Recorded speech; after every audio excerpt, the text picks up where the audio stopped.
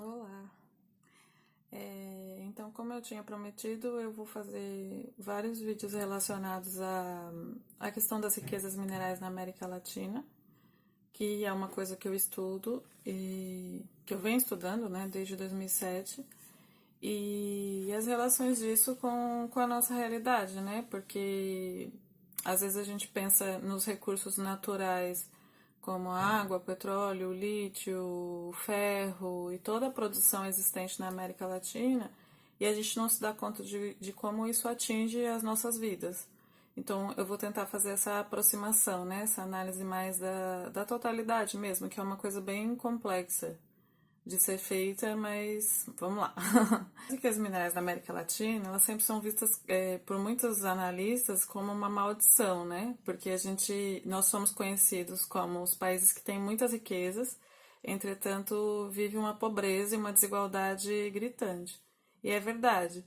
Só que, por outro lado, todo mundo nos olha como um grande quintal de riquezas diversas, né? E agora, assim, com o advento dos carros elétricos, das baterias de lítio para computadores, para celulares, baterias cada vez mais duráveis, a América Latina tem sido muito olhada mesmo, como mais um lugar para ser explorado e mais uma riqueza para ser explorada. E aí, quando a gente fala de riqueza, a gente não pode esquecer do nosso caráter colonial, né, do nosso caráter dependente economicamente.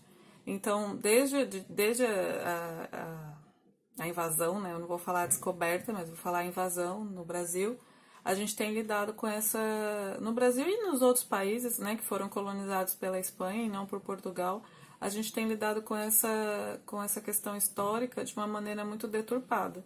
A gente não analisa o histórico do nosso país e dos nossos países e a nossa proximidade com os países da América Latina, o nosso histórico colonial.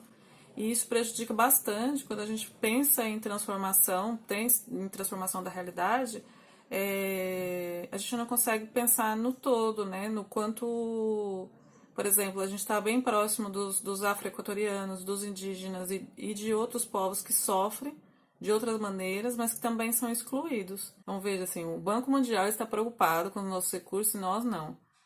Então, as pessoas falam muito da privatização, né, da Petrobras, falam muito dos benefícios que isso pode trazer, de leiloar campos petrolíferos para que outras empresas estrangeiras possam fazer também, né, a exploração e exportação.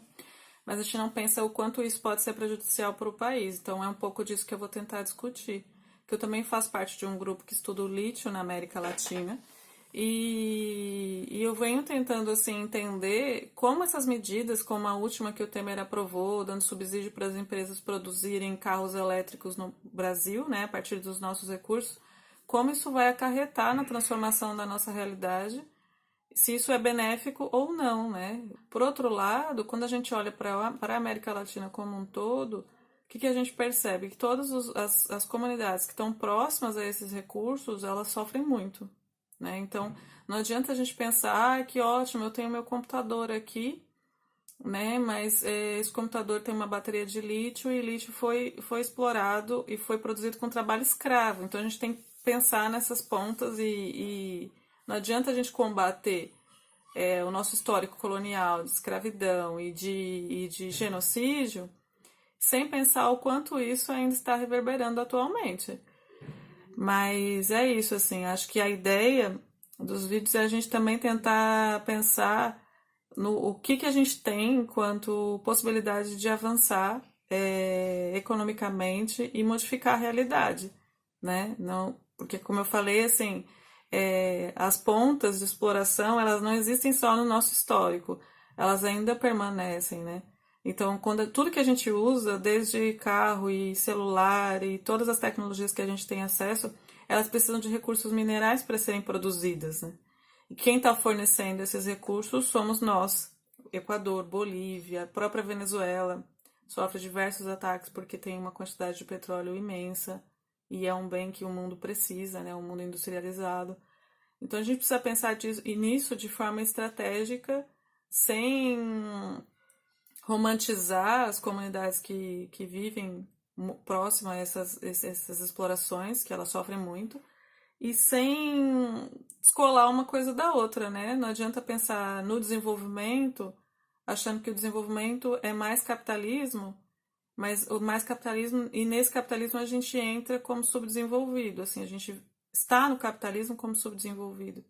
Então, desenvolvimento é mais capitalismo, mas qual é a nossa posição nesse capitalismo? Acho que é um pouco por aí, tá bom? Até a próxima.